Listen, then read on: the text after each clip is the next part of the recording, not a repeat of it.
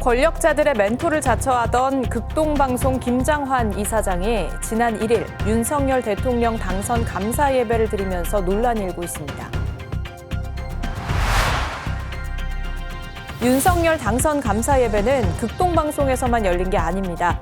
최근 윤석열 대통령 만들기에 협력했던 목사, 장로들이 한남클럽에서 모였습니다. 경향신문이 강진구 기자에게 해임을 통보했습니다. 민주당의 검언개혁 입법을 하루빨리 통과시키라는 국민적 요구는 거세지고 있습니다. 세월호 참사 8주기를 맞아 고 이창현 군의 어머니 최순화 씨를 만났습니다.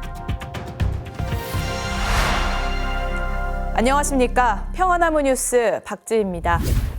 권력자들의 멘토를 자처해온 극동방송 김장환 이사장이 이번에도 윤석열 당선인과 감사 예배를 드리며 친밀감을 과시하고 나섰는데요. 김 이사장의 권력 사랑은 어제 오늘 일이 아니죠. 김 이사장은 군부 독재 시절부터 권력자들과 긴밀한 관계를 맺으며 그 영향력을 계속 늘려왔습니다. 최근에는 경기도지사 출마를 선언한 가로세로 연구소 강용석 씨를 만나 축복해주기도 해 논란이 됐는데요. 이 때문에 분개한 민주시민과 교인들 사이에서는 극동방송 후원 끊기 운동이 필요하다는 주장이 나오고 있습니다. 보도에 신비론 기자입니다. 지난 1일 극동방송국에서 열린 윤석열 대통령 당선 감사 예배입니다. 해당 예배에는 명성교회 김삼환 목사, 여의도 순복음교회 이영훈 목사, 사랑의 교회 오정현 목사 등이 총출동했습니다. 이들은 한국교회 정상화에 걸림돌이 된 인물들입니다. 이날 설교를 맡은 극동방송 김장환 이사장은 윤석열 당선인을 느헤미야에 비유하며 하나님이 윤 당선인을 통해 대한민국의 미래의 번영과 평화와 통일을 이룩할 것을 믿는다고 말했습니다.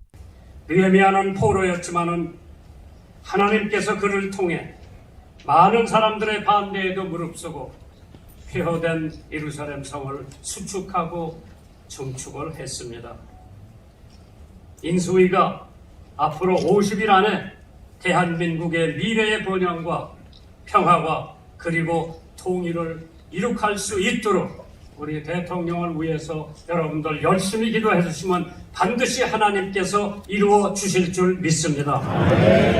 김 이사장은 전두환, 노태우, 이명박, 박근혜 등 전직 대통령들을 비롯해 유력 정치인들과 친분을 유지하거나 멘토를 자처했습니다. 12.12 사태 40주년이 되던 해 전두환이 오찬을 함께한 이도 바로 김장환 목사였고, 이명박 전 대통령은 구치소에 구속수감 중일 당시 손주는 못 봐도 김장환 목사는 만나야 한다고 할 정도였습니다. 황교안 전 자유한국당 대표의 영적 멘토 역시 김장환 목사입니다.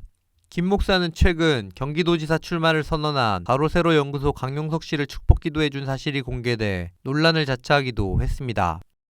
김장환 목사 같은 경우는 개인적 친분이라는 명목을 항상 그것을 방송을 통해서라든가 공개적으로 드러내면서 항상 자신이 정치하는 사람들한테 영향력을 가지고 있다는 걸 보여줘 왔잖아요. 그러니까 그게 정말로 개인의 차원에서 복음에 대한 열정에서 복음을 전하는 것인지 정치인들과의 친분을 통해서 어떤 사회적 이권을 더 차지하거나 기득권을 유지하기 위한 것인지가 명확하지 않아요. 실질적으로는 기득권을 지키기 위해서 정치인들과 더 친분을 유지하려고 하는 경우가 더 많다는 거죠. 김장환 목사의 행보를 지켜보며 분노한 개신교인들 사이에서는 극동방송 후원 끊기 운동의 필요성도 제기되고 있습니다. 한 교인은 지난 5일 극동방송국 앞에서 극동방송 보이콧 김장환 아웃이라는 피켓을 들고 1인 시위를 벌이기도 했습니다. 평화나무 뉴스 신비롬입니다. 윤석열 당선 감사 예배는 극동방송에서만 열린 게 아닙니다. 최근 윤석열 대통령 만들기에 협력했던 목사, 장로 등이 한남클럽에서 모임을 가졌는데요. 모임 명단에는 길자연, 최성규, 엄기호 등의 원로들과 김승규 전 국정원장의 이름도 포함돼 눈길을 끌고 있습니다. 현장을 권지연 기자가 다녀왔습니다. 서울시 용산구의 한 식당. 사단법인이 운영하는 이곳은 매우 프라이빗한 공간으로 회원제로 운영됩니다. 이곳에서 지난 7일 이른바 윤석열 당선인의 5년을 위해 기도하는 119 기도회가 열렸습니다. 주최자는 제20대 대선 과정에서 삼성동 인터콘티넨탈 호텔에서 모임을 갖고 윤석열 대통령 만들기 기도 모임을 주도한 염재용 목사입니다. 또 길자연, 최성규, 엄기호, 한기총 전 대표회장들과 김승규 전 국정원장, 두상달 대한민국 국가주창기도회 회장, 임동진 기독연예인협회 회장, 권태진, 유만석 등 한국교회 내 한 자리씩 하는 목회자들이 대거 뜻을 함께한 것으로 확인됩니다. 이날 윤 당선인은 참석하지 않았지만 유승민 전 의원과 대표적인 윤핵관으로 꼽히는 권성동 국민의힘 의원도 참석했습니다. 안녕하세요, 목사님들. 저 평안함의 권지원 기자입니다. 목사님들 오늘 모이시는 게 윤석열 당선인 이렇게 축하하는 의미로 모이시는 거죠? 예배가 있어요? 이번에 목사님들의 행동을 보면서 많은 개신교인들이 한국교회를 떠나고 싶다 이런 얘기들을 많이 하는데요. 여기에 대해서 좀 어떻게 생각하시는지요? 어디서 오셨는데? 네, 저 평안함의 권지원 기자입니다. 안녕하세요. 저리 가시죠. 목사님들이 신천지도 괜찮다, 무속도 괜찮다 이런 모습들을 보면서 한국교회 교인들이 교회를 많이 떠나고 싶다 이런 얘기들을 많이 하는데요. 저는 그거 모르겠습니다. 잘 모르세요? 예. 오늘 많이 모이시네요. 이거 사진 좀 찍겠습니다. 안 됩니다. 네? 이건 비공개라는 거. 이거 왜 비공개로 하세요? 예, 그 비공개랍니다. 아니 이런 거 만약에 떳떳하시면 자랑스럽게 하셔야죠. 왜 비공개로 하세요? 네? 자, 앉아보십시오. 사진 좀 예쁘게 찍어드리겠습니다. 네, 목사님 웃어보세요. 네. 제가 안내해드릴게요. 기자님 가시고요. 다른 분인가요? 가시죠. 미안합니다. 가세요. 나중에 연락해요. 나중에. 평화나무는 현장에서 쫓겨났지만 1층에서 김승규 전 국정원장 등 장로들을 만날 수 있었습니다. 오늘 모이시는 거 왜 모이시는 거예요? 네? 오늘 모이시는 거는 어떤 것 때문에 모이시는 거예요? 그런 거 내한테 물어봐. 하나님이 기뻐하신다고 생각하세요? 뭘? 오늘 같은 모임은 하나님께서 기뻐하신다고 생각하세요? 아니 어떻게 와서 저기 어디 이런 거요? 저기 미래가 창창하고 쾌감을 평안한 권지원 기자입니다. 뭐 신천지도 괜찮다, 무속도 괜찮다, 뭐 이런 식으로 하시는 바람에 한국교회 교인들이 많이 교회를 떠나고 싶어한다. 누가 이게 떠나? 앞으로- 안 떠나? 네? 많이들 떠나겠다고. 떠나. 안 떠나요? 아 진짜요? 말도 안 돼. 거기에 대해서 자기 거짓말이니까. 거짓말이에요? 거짓말이지. 그건. 아 무속이나 이런 거는 김건희 씨의 그 발언에서 많이 사람이- 들어간 일입니다. 어느 신문인가? 평안함입니다. 기자님 평안하무 그 나와 이름이 뭐야? 권지연입니다. 권지현이 이 사람 나한테 전화도 많이 했어. 네, 장로님 제 전화 진짜 안 받으시잖아요. 무슨 데야? 장로님도 약간 그 신비주의나 이런 거에 좀 시끄러, 빠지셨던 것 시끄러. 같다 이런 얘기들 많이 나오거든요. 시끄러. 정광훈 씨하고는 요즘 어떠십니까? 니들 그래갖고 천단 건다. 네? 천당 못 간다고요? 그럼. 오늘 모임은 미래를 살아, 미래를 하나님께서 살아, 미래를 기뻐하실 것 살아. 같으세요, 장로님? 네가 권지현이구나. 네. 아 시끄러. 장로님 그 정광훈 씨 많이 어허. 하셨잖아요. 근데 요즘은 어떠세요? 쓸데없는 소리 하고. 아이러니한 지점은 이 자리에 반정부 집회와 또 선동을 서슴지 않고 앞장섰던 전광훈 씨의 모습이 보이지 않았다는 겁니다. 모임 참석자들의 이름표에서도 전 씨의 이름은 찾아볼 수 없었습니다. 바로 3월 8일 날 비상소집에서 우리 교회에서 여기에 약 5천 명을 모아가지고 내일 아침 6시부터 저녁 10시까지 투표장에 노인정 찾아가라, 봉고차 대놓고 총동원하라, 이렇게 해서 내가 돈까지 다 뿌려가면서 돈 엄청 수억 들었어요. 윤석열 대통령님 듣고 계시나요? 그날 투표 동료를 한 것이 40만이에요. 40만. 아니 여기 와서요, 나하고 함께 왔다가 도우려고 왔다가도요, They 요렇게 joined me 보니까 previously, 사람들이 but 많이 모이니까 요게 seeing 딴 살림 all 하려고 these 전부 big 다요, numbers of people 전부 gathering, 다 갈라져서 딴짓 하는데 they all 그럼 돼 안 separated 돼? and create their own 돼, 안 movement. 돼? But is this? 한 칼에 죽어 니들이 한 칼에. We cannot tolerate 성경도 this. 모르냐고. You don't even know the 여기에 gospel of 줄 안 Jesus 서는 is Korea. 놈들은 If you 무조건 don't relate 제거야, yourself to 제거. this, we must remove them. 죽는다니까요. You- 이해됐어요? 전광훈을 선지자급으로 추어올리며 함께한 인물들이 대거 포함되어 있다는 점을 고려해 볼 때 주최자인 염지연 목사가 전광훈 씨와 관계가 좋지 않을 개연성을 배제할 수 없습니다. 윤석열 대통령 만들기에 공로를 내세우며 목사들끼리의 보이지 않는 세력 다툼도 예상해 볼 수 있는 지점입니다. 이런 가운데 윤석열 당선인이 자신을 위해 돈을 뿌려가며 인력과 또 차량을 동원했다고 공지사한 전광훈 씨, 또 자신을 위해 협력한 김장환 극동방송 이사장을 비롯한 대형교회 목회자들, 잘 알려지지 않았던 염재영 목사 같은 인물들에게 휩쓸려 다닌다면 대한민국도 또 한국교회 미래도 암울하기만 하다는 우려가 나옵니다. 평화나무 뉴스 권지연입니다.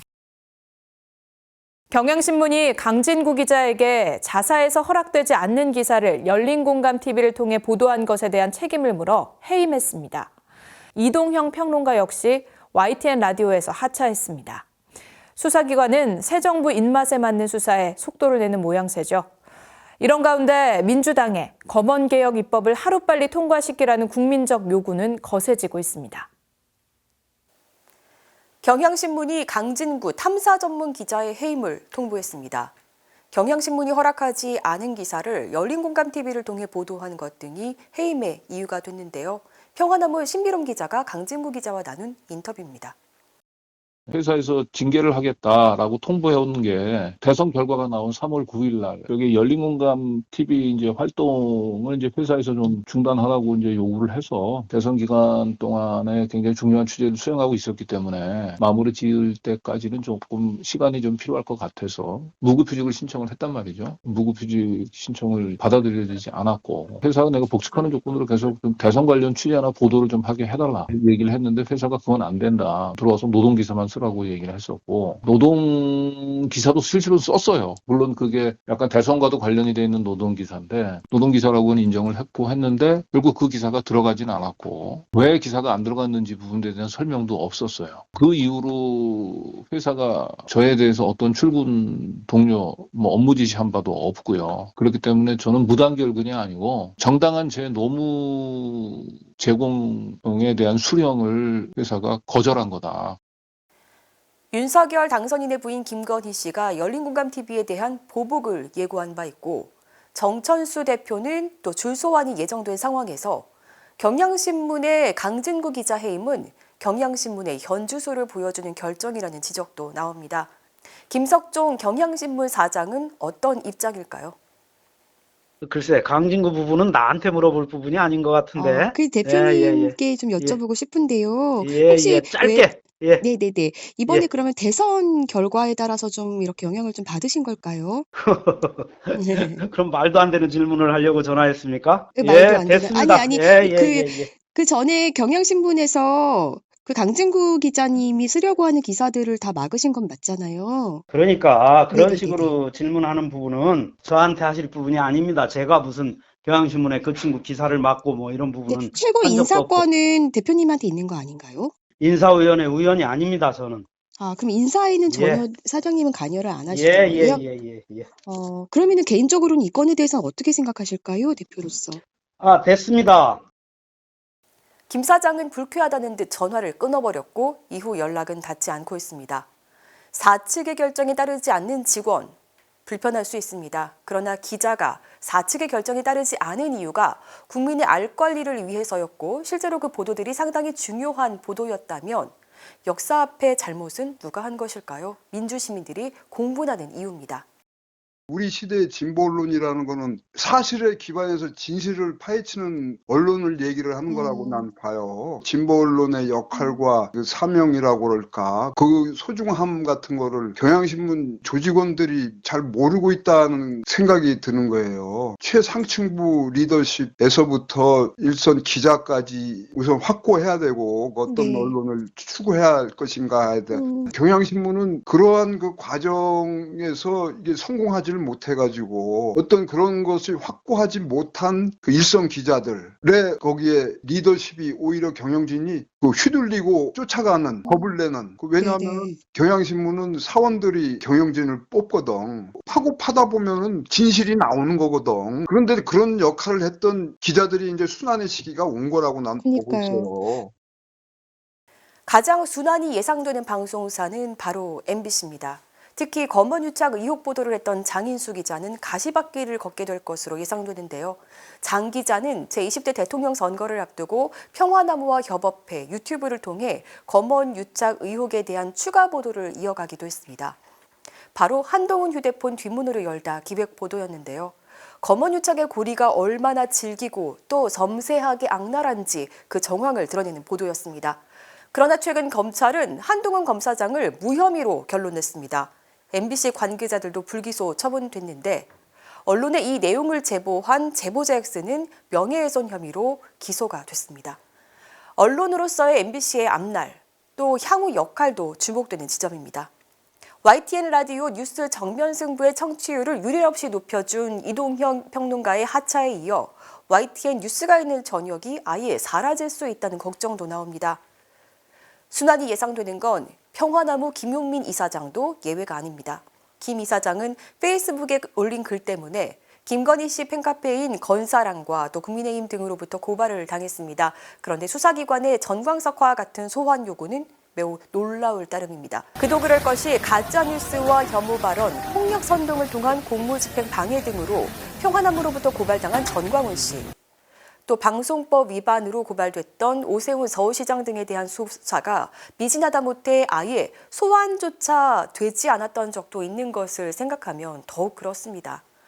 윤석열 당선인 인수위원회가 미디어오늘 기자의 출입기자 등록을 거부하고 인수위 카카오톡 단체 채팅방에서도 방출하는 등 공교롭게도 윤 당선인이 불편해할 보도를 해온 뉴스타파, 뉴스버스 등의 출입기자 승인 여부도 미루고 있는 것 등 윤 당선인과 또 부인 김건희 씨와 관련해 손발이 오그라드는 기사들이 쏟아지는 상황에서 향후 언론 지형이 얼마나 망가질지는 충분히 예측 가능한 상황입니다.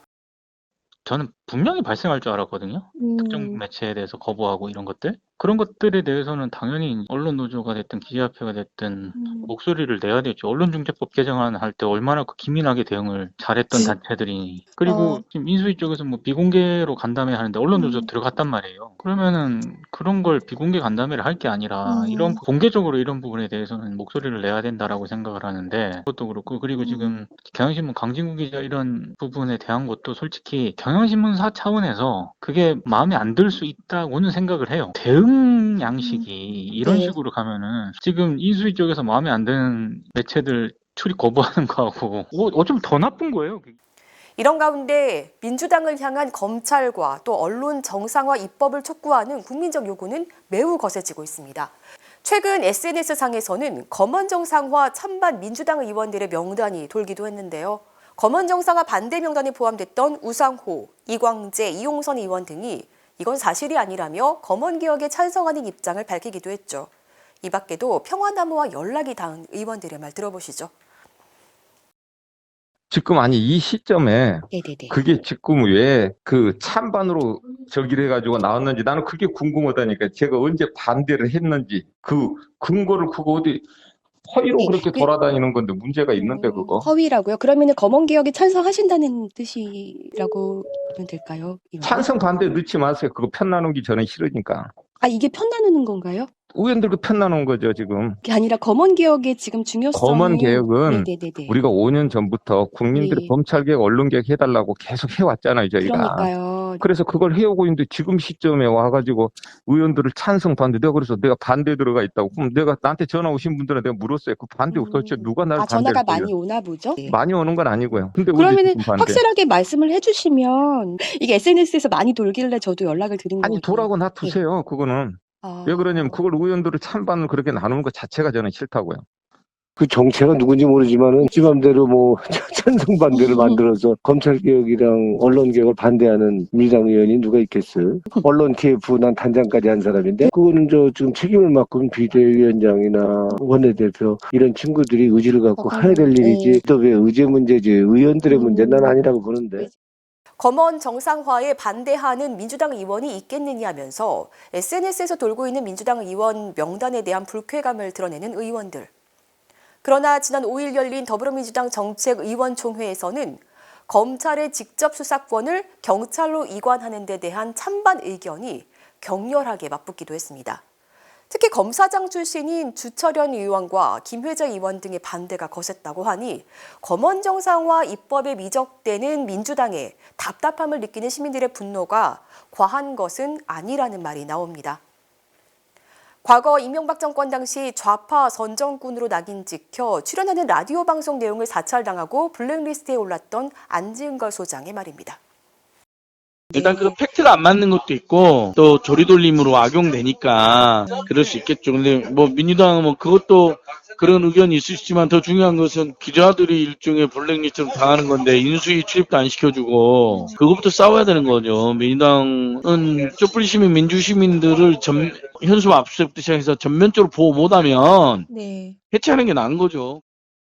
검찰과 언론, 공적 역할을 감당하는 기관들에 대한 신뢰가 바닥에 떨어진 상황에서 의식 있고 양심 있는 언론인들과 또 행동하는 시민들의 단합된 힘이 절실히 요구되고 있습니다. 평화나무 뉴스 권지연입니다. 다가오는 2022년 4월 16일은 세월호 참사 8주기가 되는 날입니다. 박근혜 탄핵에 이어 문재인 정부에서는 진상규명이 이뤄질 것이라 믿어 의심치 않았지만 참담함만 남긴 채 정권이 바뀌게 됐습니다. 무엇보다 한국교회에서 쏟아진 가짜뉴스로 인한 상처는 아물 길이 없는데요. 세월호 참사 유가족들과 4.16 연대는 8주기를 맞아 고 이창현 군의 어머니 최순화 씨를 김준수 기자가 만났습니다. 세월호 참사 유가족들의 바람은 변함이 없습니다. 슬픔에 주저앉지 않고 8년 전 다짐했던 진상규명과 안전사회 건설의 책임을 다하겠다는 겁니다. 돈보다는 생명이, 이윤보다는 인간이 존중되는 사회. 이것이 세월호 참사 유가족들이 염원하는 한국 사회의 모습입니다. 하지만 세월호 참사 진상규명과 안전사회 건설을 향한 발걸음은 더디기만 합니다. 특히 문재인 정부 출범과 함께 최소한의 진상규명이 이뤄질 것이라 기대했던 유가족들의 실망감은 이루 말할 수가 없습니다. 지난 5일 평화나무와 만난 고 이창현 군의 어머니 최순화 씨. 4.16 세월호 참사 가족협의회 대외협력부서장을 맡아 바쁜 나날을 보내고 있다면서도 창현 군의 이야기를 할 때면 눈시울을 붉혔습니다. 담담한 목소리로 자신을 움직이는 원동력은 억울함이라고 말하며 세월호 참사를 상징하는 노란 리본을 가방에 다는 작은 관심과 함께 국민의 생명을 소중히 여긴 나라가 될 때까지 함께 연대해 줄 것을 당부했습니다. 8주기를 앞두고 있는 가운데 좀 어떻게 좀 지내고 계신지 말씀해 주시면 감사할 것 같습니다. 지금이 4월이라 되게 바쁘게 지내고 있습니다. 지난 대통령 선거 결과가 너무 예상외로 나와가지고 그 뒤로 그러니까 활동하시는 분들이 이거 이대로 있으면 안 되겠다 그런 생각을 하셨는지 뭐라도 해주고 싶어 하시는 것 같아요. 그래서 전국 지역마다 세월호 활동하시는 분들이 계시는데 그분들이 각 지역에서 많은 세월호 활동을 진상규명을 위한 활동을 벌이면서 가족들을 초대를 하는데 이게 4월에 집중되다 보니까 갑자기 너무 많은 일이 몰려와서 아주 바쁘게 정신 못 차리게 바쁘게 지내고 있습니다. 보니까는 이제 그 안산에서도 이제 그 요일마다 또 기억식 행사하시는 것 같더라고요. 그렇죠. 안산도 안산 지역에서 활동하시는 분들이 엄청 많은데, 그러니까 매주 활동하는 것도 있고 15일 날 그 전날 전야제가 없었는데 올해부터 전야제도 해요.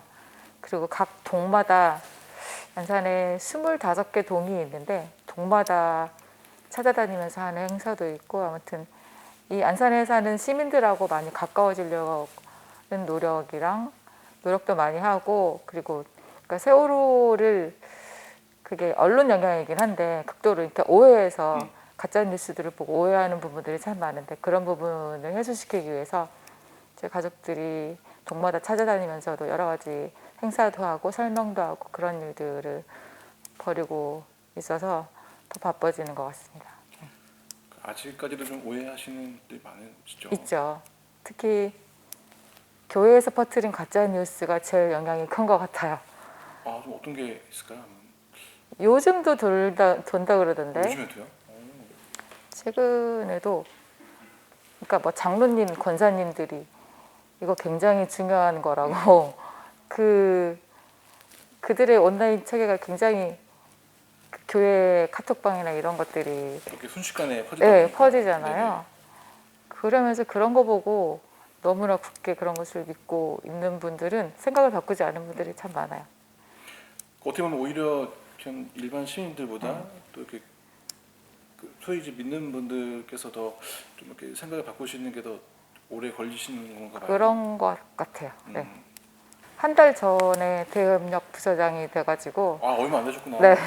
업무 파악도 제대로 못하고 있는데 금방 또 4월이 돼버려서 이게 세월호 시즌이잖아요. 말하자면 너무 많은 일들이 한꺼번에 몰려오고 있는데 그러니까 제일 아쉬운 부분은 그러니까 지역마다 그러니까 활동하시는 분들이 가족들이 와서 어떤 말 한마디라도 해줬으면 좋겠다는 그런 요청을 되게 많이 하세요.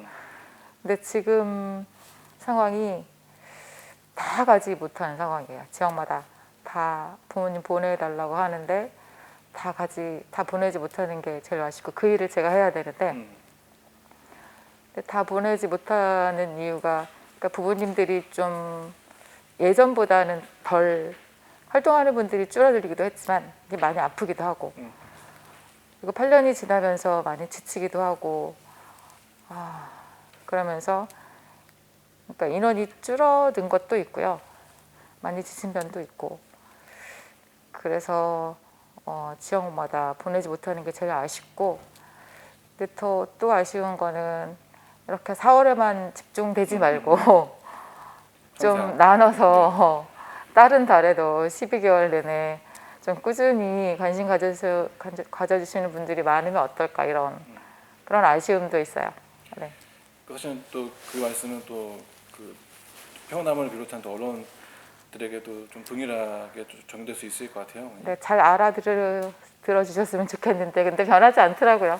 항상 그 시기마다 집중해야 할 것들이 있어서 그런지 그렇죠? 이해합니다. 네. 아무래도 좀 가족분들도 시간이 좀 길어지다 보니까 또 생업적인 측면도 무시하실 수 없을 것 같고 아까 말씀하신 것처럼 또 몸도 마음도 많이 건강이 안 좋아지신 측면이 좀 더 크실 것 같아요. 맞아요.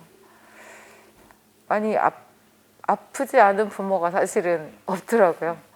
그럴 것 같아요. 왜냐면 몸 사리지 않고 8년을 한결같이 이 답도 없는 이 길을 걸어간다는 게 쉽지 않죠. 지금 세 번째 정부인데 박근혜 때 문재인 이제 윤석열 정부인데 그 정부한테 사실 박근혜는 그렇다 치고 문재인 정부는 좀 그래도 기대를 했었는데 기대한 것보다 더 큰 실망을 그러니까 기대를 이만큼 했다면 그것보다 훨씬 큰 실망을 안겨져가지고 아무래도 뭐 그 배신감도 크고 그런 부분이 부모들을 정말 많이 힘들게 한 것 같아요. 그래서 포기는 아니지만 일단 자기 몸을 추스르시는 분들도 많이 있고 병원에 계시는 분들도 있고 뭐 여러 가지 또 가정 형편도 어려워진 부분도 많이 있고요. 그런저런 사정들이 많이 생겨서 힘든 상황 중에 있습니다. 뭐 어머니는 힘드시진 않으세요? 뭐 이런 그 협의 일 하시는거나 개인적으로나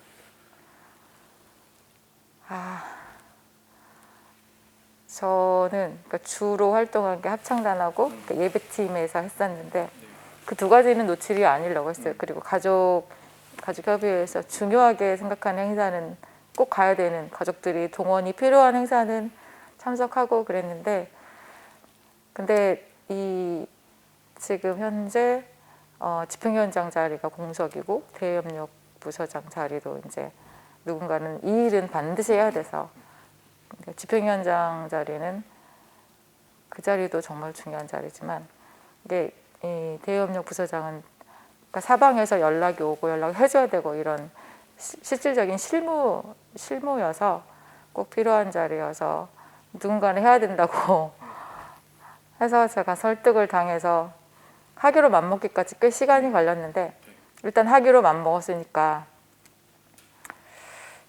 힘들어도 하기로 일단 결심을 했고요.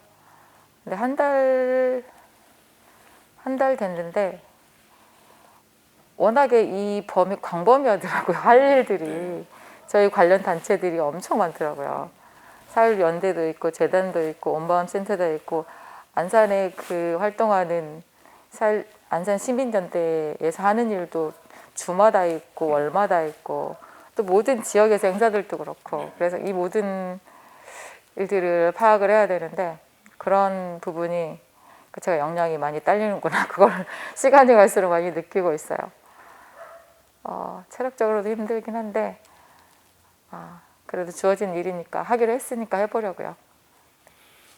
또 이제 뭐 감당하실 만한 또 일이기 때문에 또 이렇게 주어지는 게 아닌가 그냥 좀 감히 이렇게 말씀. 그냥 누군가를 해야 되는 일이니까 네, 한다고 네. 했습니다. 지금 이제 8년이 지났는데 지금까지 또 이렇게 진상규명이랄까 혹은 이제 또 이제 안전사회 건설이라는 그걸 이렇게 달려가실 수 있었던 뭐 원동력이랄까 그건 어떤 게 있으실까요? 아, 원동력은 또 질문 받고 좀 생각을 해봤는데 억울함인 것 같아요. 억울함. 한순간에 그냥 그 세월호를 타는 바람에 생리별을 하게 되었는데 받아들여졌다고 생각했는데도 이 억울함은 어떻게 해소가 안 되더라고요. 정말 억울해서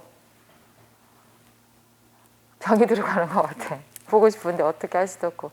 근데 그게 왜 그렇게 됐는지도 모른다는 거가 더 미치고 팔짝 뛰는 거겠죠. 그거 알려달라는데 이렇게 박근혜 정부 때는 대놓고 못하게 했고 방해했고 오히려 사찰했고 가족들을 그냥 이상한 뭐 빨갱이로 몰아가고 그랬었는데 그건 알아야 될 것 같아요. 왜 그랬는지. 그래서 그거 알려달라고 8년 동안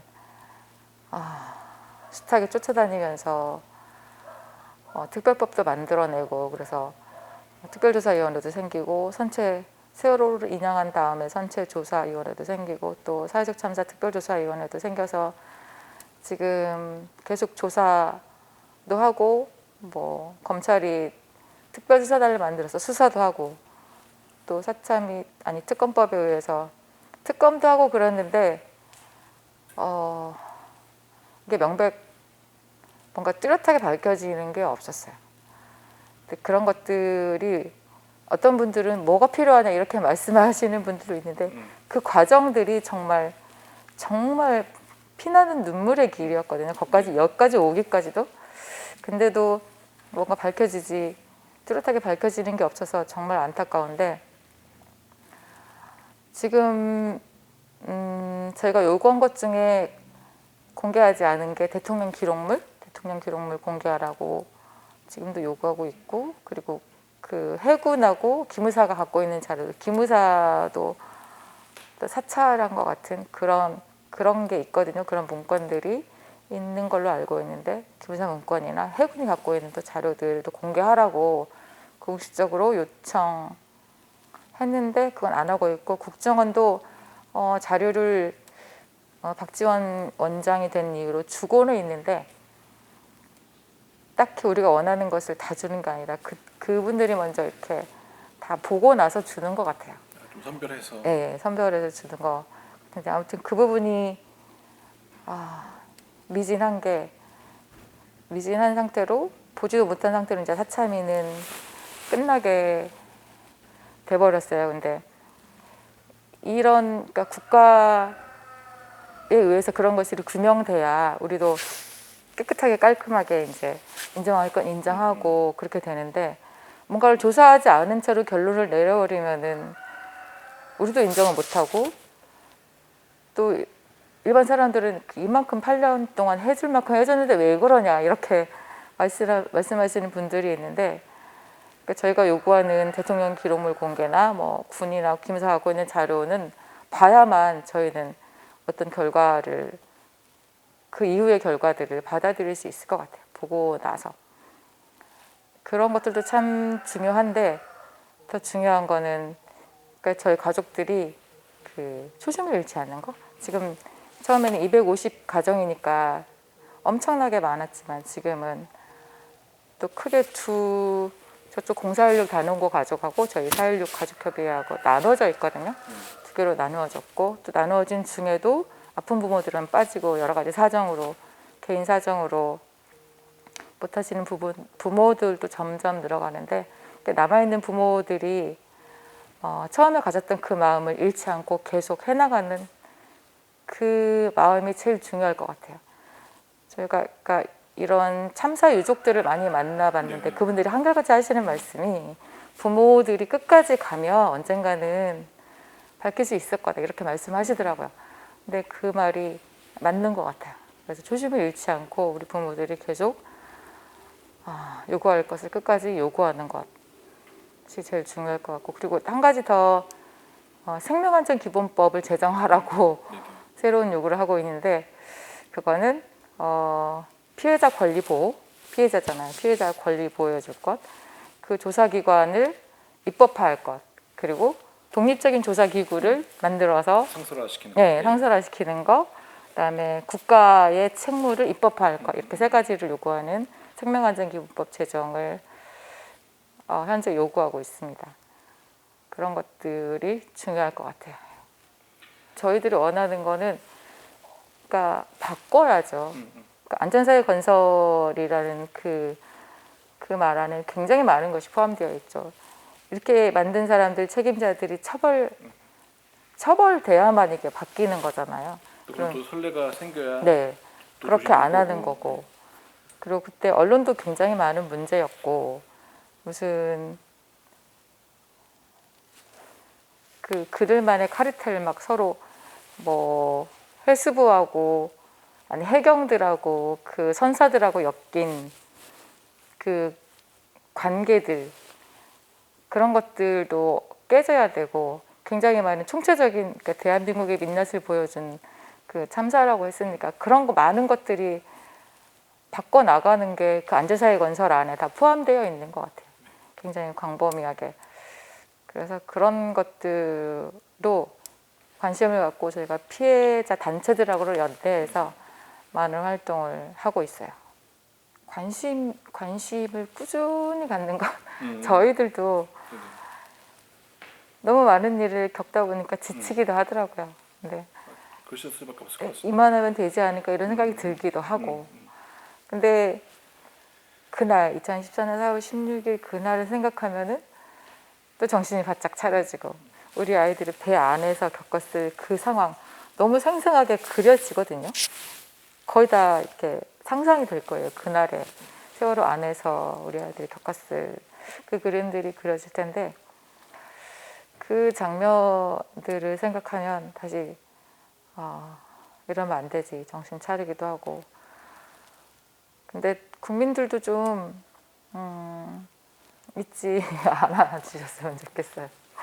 지나간 일이라 세월이 많이 흐르면 잊어버리는 건 당연한데, 이게 우리만의 일이라고 생각하지 않아요. 이제 네, 저희가 요구하는 게 생명이 제일 중요한 거 아닙니까? 이런 질문인 거고, 왜 안전에 대해서 이렇게 소홀하십니까? 이런 질문이거든요. 그러니까 생명과 안전에 관한 것이기 때문에 우리의 생명과 우리의 안전에 관한 일이라는 거, 그 우리 안에는 누구나, 국민 누구나 다 포함된 거니까, 우리 유가족 이 세월호 참사의 진상을 규명하는 일은 유가족의 일이 아니라 우리 모두의 일이다. 그런 생각을 가져주셨으면 좋겠어요. 그래야 좀 변하지 않을까. 네. 그래서 뭐 그 여전히 뭐 잊지 않을게, 뭐 기억할게, 또 네. 그런 부분들이 유효한 게 아닌가 또 싶기도 하고요. 가족분들에게나 그쵸. 또 저희 시민들에게나. 네. 올해는 그게 많이, 그러니까 작년까지는 그래도 문재인 정부 하에서는 문재인이 다 해줬잖아, 심지어 이렇게 말씀하시는 분도 있는데, 이제 이 새로운 대통령이 당선되고 나서는 화들짝 놀래가지고 아니지, 정신들 차리신 것 같아요. 저희도 그렇고 저희 유가족들도 정신 차려지고, 이 정부와 어떻게 이 윤석열 정부 안에서 어떻게 세월호 진상 규명을 해나갈 건지 사실 답답하긴 한데, 그래도 이 마음을 가다듬는 어떤 투쟁 정신은 더 많이 높아진 것 같아요. 전부 다들, 가족을 비롯해서 시민, 활동하시는 시민분들도 그렇고 그게 느껴져요.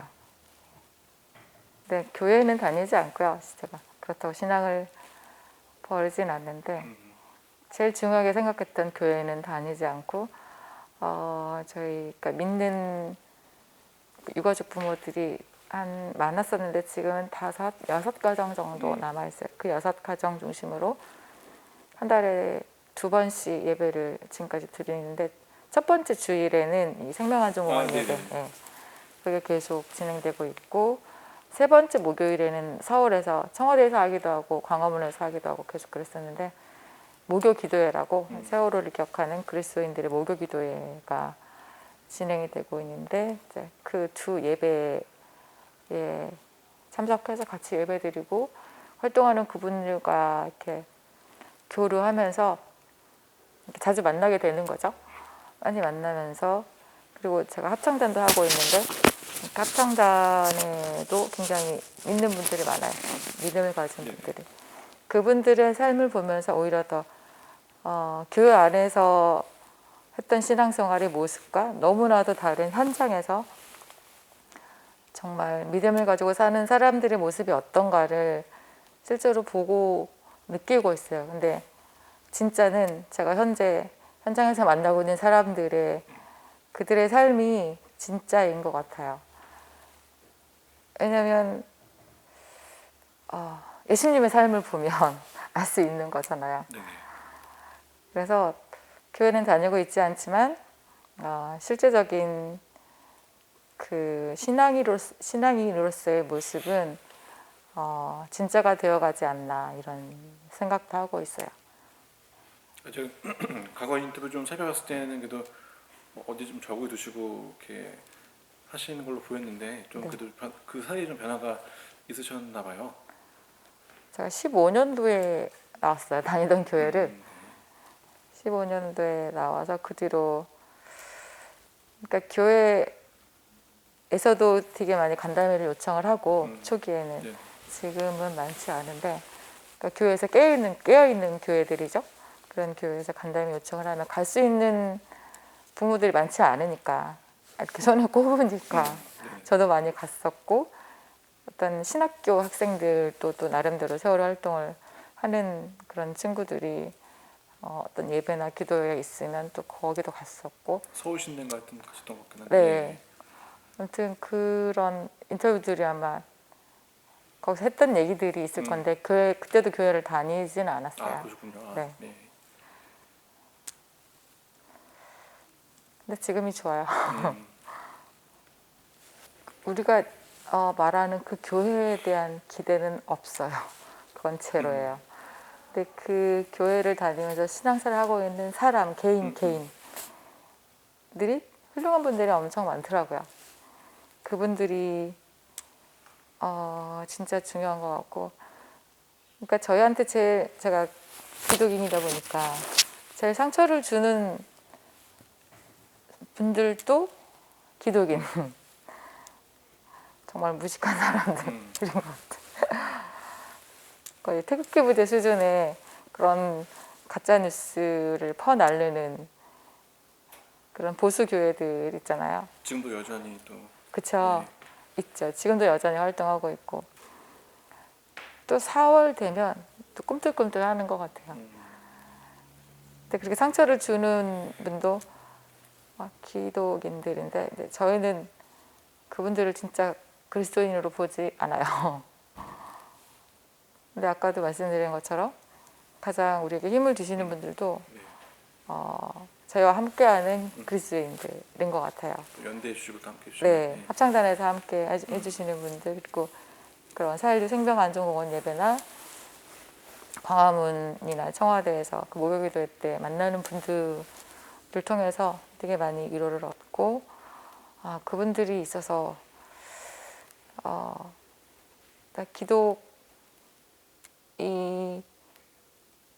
한국 교회에 대한 어떤 응징이 있어야 될 것 같은데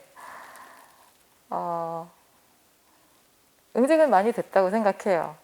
세월호 참사 때 드러난 기독교의 민낯 그리고 모든 어떤 큰 행사 때 기독인들의 태도가 그걸 자신들의 정체성을 보여주는 것들 스스로 탄로내는 그런 경우가 되게 많더라고요. 이 코로나 때도 그렇고 저기 대면 예배 강의하고 그런 네.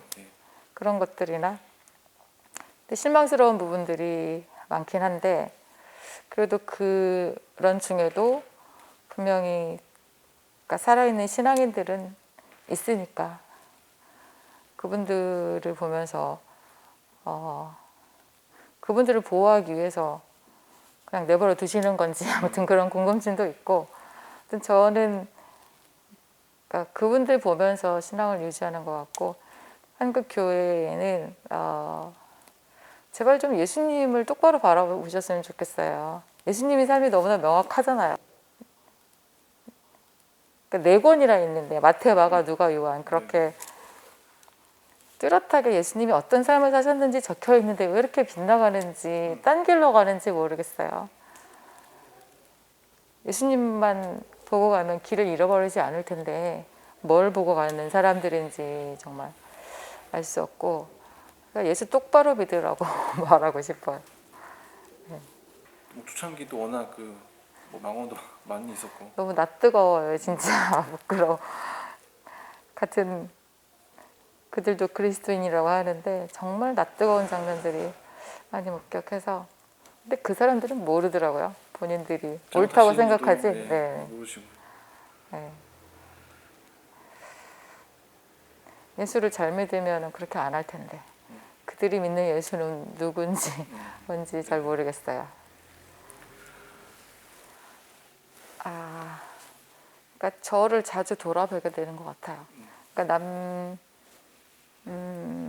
참사 이전에는 남들이 보여주는 모습이 정말 중요했는데 그래서 아이들한테도 똑같이 공부하라고 강요하고 좋은 대학 가라고 교회 잘 다녀야 한다고 예배 빠지면 안 된다고 수없이 강요했었는데 그거보다 자기 자신이 그게 남들 하는 것처럼 하라는 거잖아요. 근데 자기 자신으로 사는 게 제일 중요한 것 같은데 그래서 저를 되게 많이 돌아보는 것 같아요.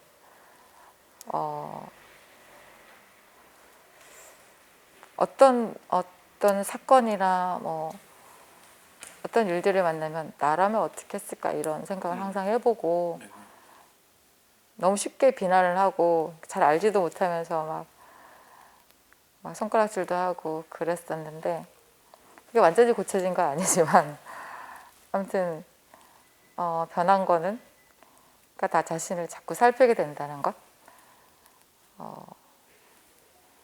그게 가장 큰 변화인 것 같아요.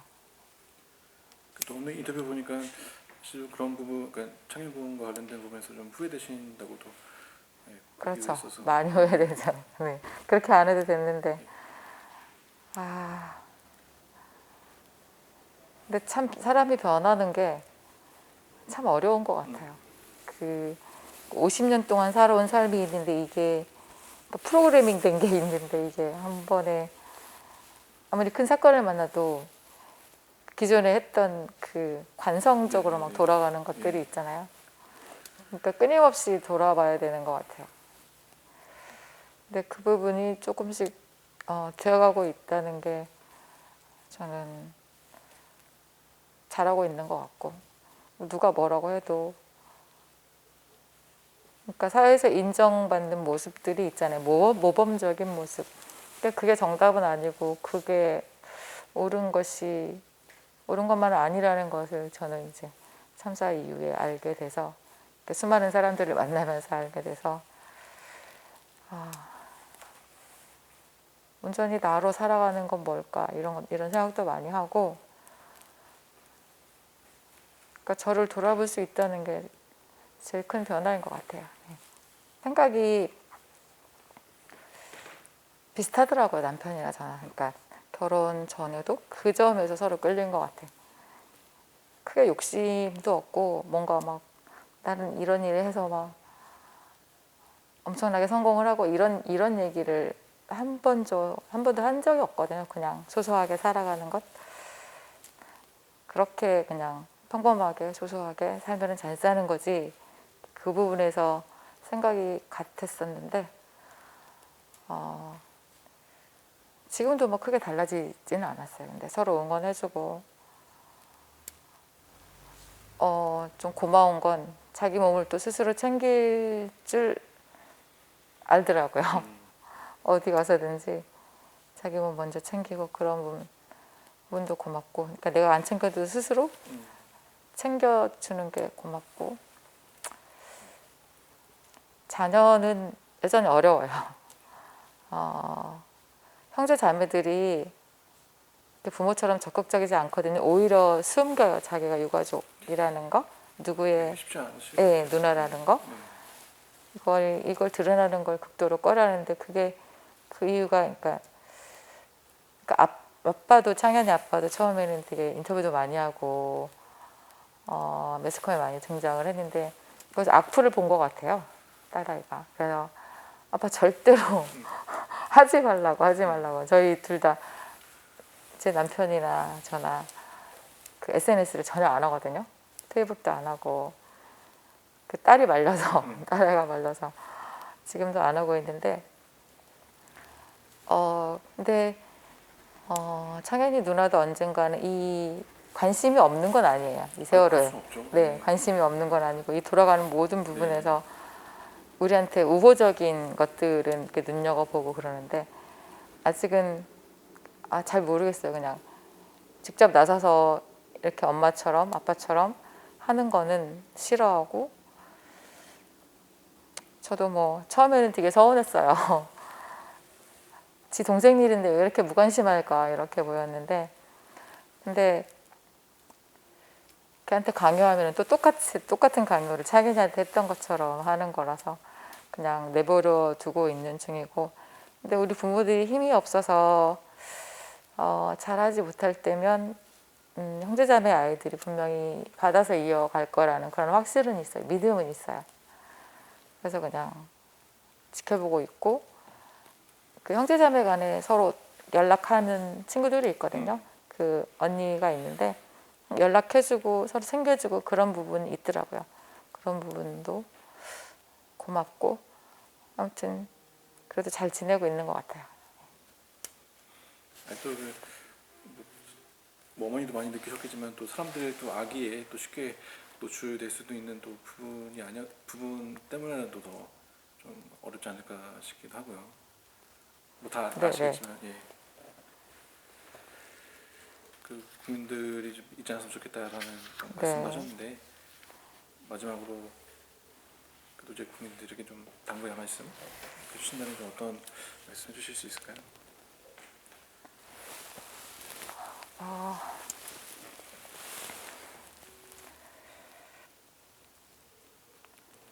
그러니까 지금까지 거의 모든 참사의 끝이 피해자는 있는데 책임진 사람이 없었거든요. 한 번도 진상규명을 해서 책임자 처벌을 하고 재발방지대책을 세우고 여기까지 간 적이 없더라고요. 최근까지도 계속 그 중대재해처벌법도 발의됐지만 또 엊그젠가도 또 공장에서 일하시던 분이 뭐 어디 끼어서 사망을 하고 이런 일이 계속 반복이 되는데 그때만 이렇게 일어나서 이런 일이 또 생겼어 어떡해 제발 일어나지 말아야 되는데 거기까지는 잘 하시는데 그 이후에 그 일이 어떻게 됐지? 진실이 밝혀졌나? 누가 그랬대? 왜 그랬대? 이런 여기까지는 관심 갖기를 꺼려하는 건지 아무튼 어려워하시는 것 같아요. 깊이 파고들면 또 자기 감정도 막 개입해야 되고 그래서 그런지 아무튼 끝까지 책임자 처벌을 한 사례가 없는데 저희는 꼭 하고 싶거든요. 그 250명, 학생 250명에 교사 14명에 304명이 한꺼번에 수장됐는데 그 장면을 다 봤는데 그 모두가 바꾸자고 했는데 진짜 그랬었잖아요. 모두가 바꾸자고 했었는데 실제로 지금까지 8년이 지났지만 바뀌지 않았어요. 심지어 언론도 자기네들 스스로 기레기라고 잘못했다고 저희 분향소 와서 사과하고 그렇게까지 했는데 이번 대선 진행되는 거 보면 여전히 안 바뀌고 오히려 또 검찰하고 서로 너무나 친한 것 같고 바뀌지 않았다는 게 너무 가슴이 아파요. 그래서 정말 책임자 처벌을 해서 진상규명하고 책임자 처벌을 해서 바꾸고 싶고 그래야만 우리 아이들한테도 해줄 말이 있을 것 같고 저희도 좀 그 그래야만 이 아이들이 내준 숙제를 다 한 것 같은 좀 그런 마음이 들 것 같아요. 그래서 잊지 않는 거 중요한데 잊지 않는 건 뭐냐면 그렇게 행동이 잊지 않았다면 행동이 따라야 되거든요. 저희가 아주 작은 것들을 원해요. 노란 리본 하나 달아주는 것, 스티커에 차에 스티커 붙여주는 것 이런 거부터 시작을 하면 관심을 갖게 되고 점점 어떻게 되는지 궁금해지고 그럴 것 같아요. 그래서 그런 작은 실천부터 해주셨으면 좋겠다는 그런 바람을 가져보고 저희들이 여전히 싸우고 있다는 것 알아주셨으면 좋겠어요. 네. 단신입니다. 경기 동두천 경찰서가 지난달 29일 정권교체를 제목으로 설교하면서 특정 후보 비방 발언으로 물의를 빚은 김진홍 목사를 공직선거법 위반 혐의로 검찰에 송치했습니다. 평화나무는 지난해 11월 17일 신광두레교회 주일 예배 시간 정권교체라는 제하의 설교에서 더불어민주당 대선 후보인 이재명 후보를 비방하면서 허위 사실을 기반으로 한 낙선을 유도하는 발언을 한 김진홍 목사를 공직선거법 위반 혐의로 고발했습니다. 지난 2021년 10월 평화나무로부터 공직선거법 위반 혐의로 고발당한 행정안전부 전해철 장관이 검찰로부터 무혐의 처분을 받았습니다. 지난해 10월 송한준 경기도 의원은 이낙연 당시 대통령 예비후보 지지자들이 모인 자리에서 저 전해철은 이낙연 후보를 지지한다고 정확하게 나에게 말했다라고 주장해 평화나무가 이를 고발한 것인데요. 대전지방검찰청은 증거 불충분으로 혐의가 없다고 판단했습니다. 제8회 전국 동시지방선거를 앞두고 평화나무 공명선거 감시단 4기가 출범했습니다. 단장에는 제20대 대통령 선거 당시 단장을 맡았던 김디모데 목사가 연임됐습니다. 평화나무 미디어 비평지 저널리즘 33호가 내주 발행됩니다. 오늘 뉴스는 여기까지입니다. 함께해 주신 여러분 고맙습니다.